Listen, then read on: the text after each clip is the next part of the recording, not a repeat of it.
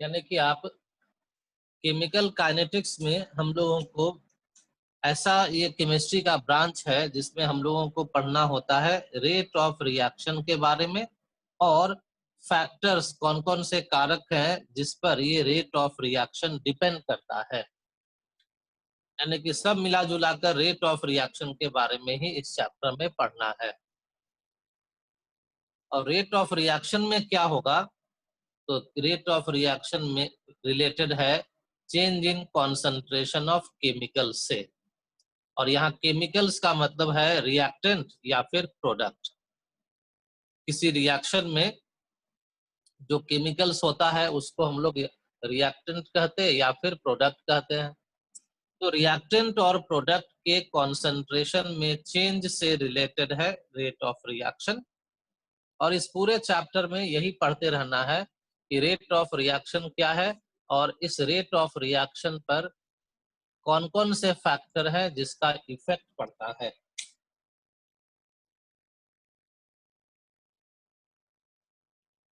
तो इसका मतलब हो गया कि कॉन्सेंट्रेशन का मतलब समझना है number of mole of reactant और प्रोडक्ट पर यूनिट वॉल्यूम या सीधे सीधे मोलारिटी। और इसके लिए आएगा कॉन्सेंट्रेशन इक्वल टू N/V। और आगे से इस चैप्टर में या कहीं भी concentration is represented by square bracket, इस तरह से स्क्वायर ब्रैकेट से कॉन्सेंट्रेशन को यूज करते हैं। जैसे मान लो लिखा हुआ हो स्क्वायर ब्रैकेट के अंदर ए, तो इसको पढ़ा जाएगा कॉन्सेंट्रेशन ऑफ ए। अगर लिखा हो CO2 तो इसको पढ़ेंगे कॉन्सेंट्रेशन ऑफ कार्बन डाइऑक्साइड।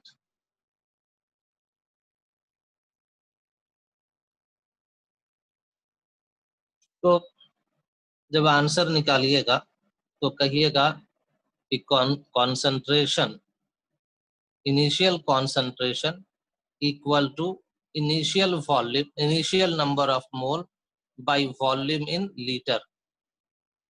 और इनिशियल मोल के लिए N नॉट का यूज किया गया है। तो इनिशियली हम लोगों को दिया गया है 0.1 मोल और volume of container is 10 litre. तो ये हो जाएगा 0.01 मोल पर लीटर। ये हो गया फर्स्ट का आंसर। Second, final concentration. तो फाइनल कॉन्सेंट्रेशन के लिए final mole N by volume in litre. N है मोल में, तो final amount left was found to be 0.06 mole.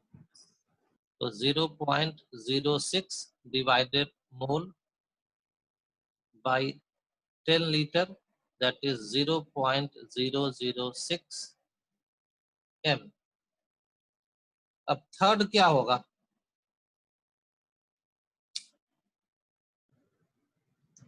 R-R0। तो डेल्टा R का वैल्यू हो जाएगा R-R0। R है फाइनल कॉन्सेंट्रेशन और R0 है इनिशियल कॉन्सेंट्रेशन। तो वैल्यू रख दो, दोनों निकाला हुआ है 0.006 मोल पर लीटर माइनस 0.010 मोल पर लीटर। तो कितना हो गया,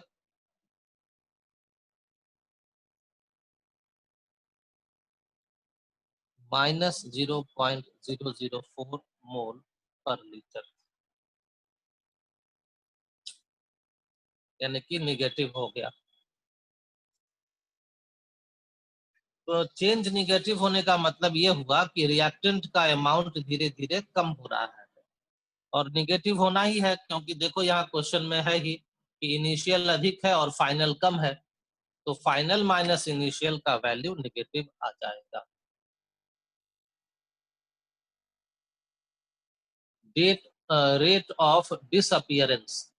तो रेट ऑफ डिसअपियरेंस का सेंस ये है कि देखो जब रिएक्शन हुआ, रिएक्टेंट लिया गया, रिएक्शन होने लगा, तो उसका अमाउंट धीरे धीरे कम होने लगा। तो रिएक्टेंट का अमाउंट कम होने लगता है तो ऐसा कहा जाता है कि रिएक्टेंट डिसअपीयर हो रहा है। तो जब रिएक्टेंट डिसअपीयर हो रहा है तो उसके डिसअपीयरेंस का कुछ स्पीड भी होगा, उसी को कहते हैं rate of disappearance of reactant. तो इसके लिए हम लोग क्या वैल्यू लिखेंगे? हाँ, तो रेट ऑफ डिसअपीयरेंस के लिए कहेंगे this is equal to change in concentration per unit time. Change in concentration per unit time, तो ये वैल्यू कितना आएगा इस क्वेश्चन के अनुसार? -0.004 मोल पर लीटर डिवाइडेड बाई टाइम कितना दिया गया है? 10 10 मिनट। मिनट। तो नीचे लिखिए 10 मिनट। तो this will be equal to minus, इसको ऐसा कर दो, 4 इंटू 10⁻⁻⁴ मोल पर लीटर पर मिनट। आ जाएगा ये वैल्यू। Yes sir. लेकिन अब आप ये समझिए, फिजिक्स में पढ़ते हैं ना कि स्पीड निगेटिव होता है,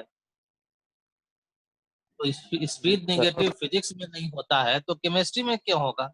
ये पॉजिटिव होना चाहिए। तो इसको पॉजिटिव करने के लिए क्या किया गया है कि ये जो आया है change in concentration per unit time, इसके पहले एक नेगेटिव साइन इंट्रोड्यूस कर देते हैं।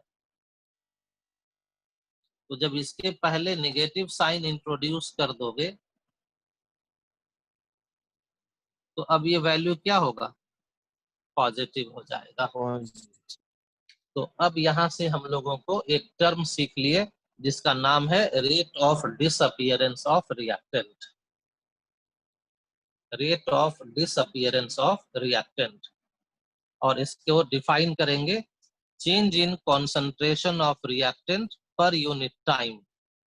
Change in concentration of reactant per unit time is called rate of disappearance of reactant.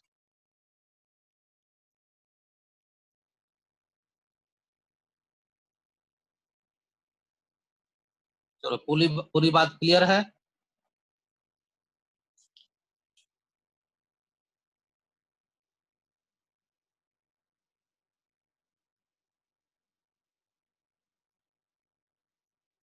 आगे लिखो। In a reaction,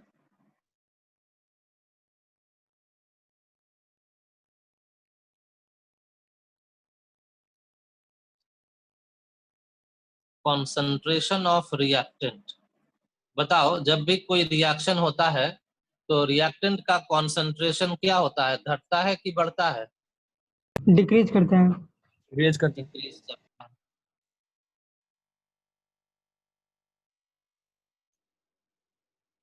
इसी को कहते हैं कि डिसअपीयर होता है। एंड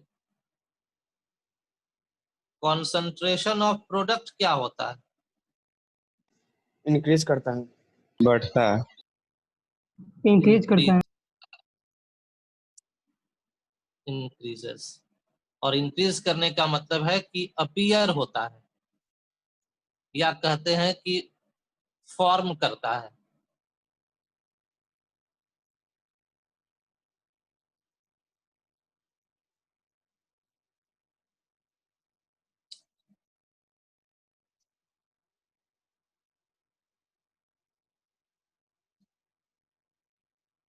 तो कोई भी रिएक्शन लेंगे उसमें रिएक्टेंट का कॉन्सेंट्रेशन घटता है, प्रोडक्ट का कॉन्सेंट्रेशन बढ़ता है, तो कहते हैं रिएक्टेंट डिसअपीयर हो रहा है, प्रोडक्ट अपीयर हो रहा है। तो रिएक्टेंट के डिसअपीयरेंस से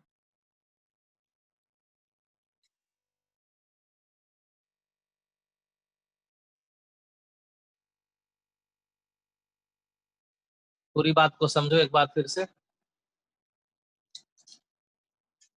जैसे रेट ऑफ डिसअपियरेंस को आप समझे कि change in concentration of reactant पर यूनिट टाइम, वैसे ही रेट ऑफ अपीयरेंस होगा change in concentration of product पर यूनिट टाइम, क्योंकि जब रिएक्शन होता है तो रिएक्टेंट का भी कॉन्सेंट, यहाँ आप बताए हैं ना कि रिएक्टेंट का कॉन्सेंट्रेशन डिक्रीज होने के साथ साथ और क्या हो रहा है, तो प्रोडक्ट का प्रोडक्ट बढ़ कॉन्सेंट्रेशन रहा भी है। इंक्रीज हो रहा है। यानी कि चेंज हो रहा है रिएक्टेंट का कॉन्सेंट्रेशन भी और प्रोडक्ट का कॉन्सेंट्रेशन भी, और दोनों में जो चेंज हुआ है कॉन्सेंट्रेशन में, उसमें टाइम से डिवाइड कर देंगे तो एक हो जाएगा रेट ऑफ डिसअपियरेंस और दूसरा मिल जाएगा रेट ऑफ अपीयरेंस। दोनों के लिए फॉर्मूला सेम है, लेकिन अंतर यह है कि रेट ऑफ डिसअपियरेंस में यहाँ पर देखो निगेटिव साइन का इंट्रोड्यूस करते हैं, लेकिन रेट ऑफ अपीयरेंस में कोई नेगेटिव साइन का यूज नहीं करते। क्यों ऐसा? क्योंकि सर इसका फाइनल कंसंट्रेशन इनिशियल से ज्यादा है। फाइनल क्योंकि सर रिएक्टेंट घटता है और concentration is more sir than reactant घट इनिशियल कंसंट्रेशन। रिएक्टेंट घटता है लेकिन प्रोडक्ट बढ़ता है, और प्रोडक्ट के बढ़ने के कारण यहाँ पर नेगेटिव साइन को इंट्रोड्यूस करने की जरूरत डेल्टा पी नहीं। पॉजिटिव आ जाएगा सर इसलिए। डेल्टा पी पॉजिटिव आ जाएगा। अच्छा, यूनिट क्या होगा? ये है मोल पर लीटर पर मोल सेकंड। पर टाइम। पर लीटर, मोल पर लीटर पर यूनिट टाइम। और ये पर unit time minute, second, hours, days, years कुछ भी हो सकता है। जिसमें क्वेश्चन में दिया हुआ हो उसमें आप इसको कन्वर्ट कर लेंगे। अगर दिया हुआ है मिनट में तो मिनट इनवर्स, अगर दिया है आवर्स में आवर इनवर्स। और कैपिटल एम का मतलब हुआ मोल पर लीटर, तो यूनिट हो गया मोल पर लीटर पर यूनिट टाइम।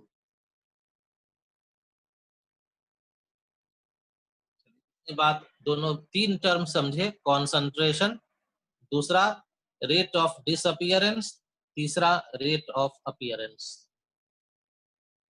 अब इस पर एक क्वेश्चन बनाओ।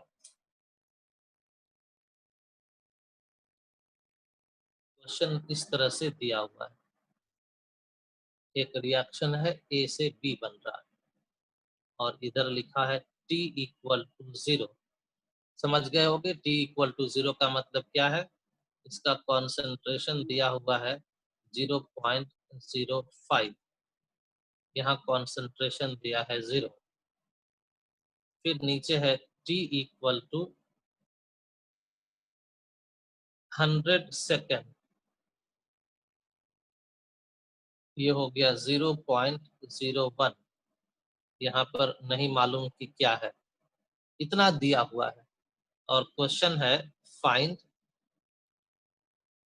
Rate of disappearance of A and rate of appearance of B।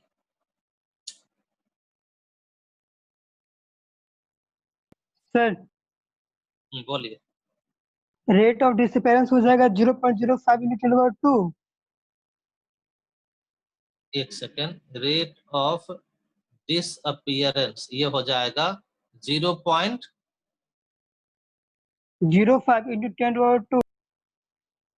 Into 10 to power -2। Yes sir -2।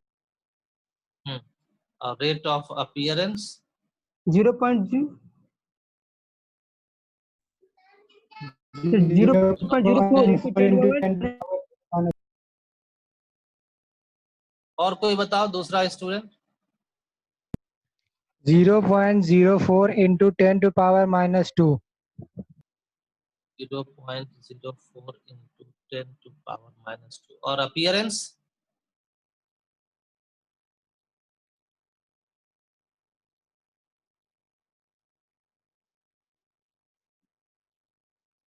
ठीक है, अभी हम बता देते हैं।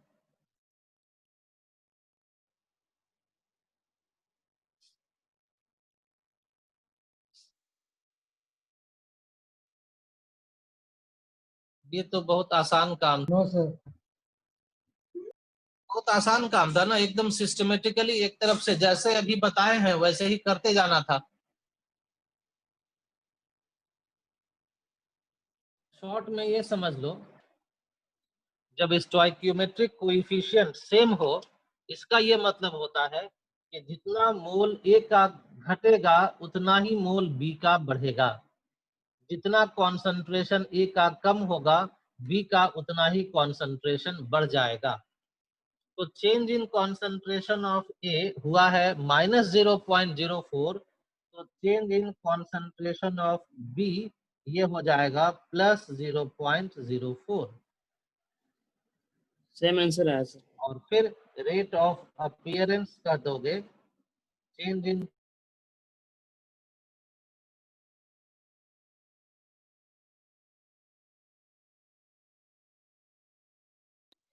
सर आपका आवाज नहीं आ रहा।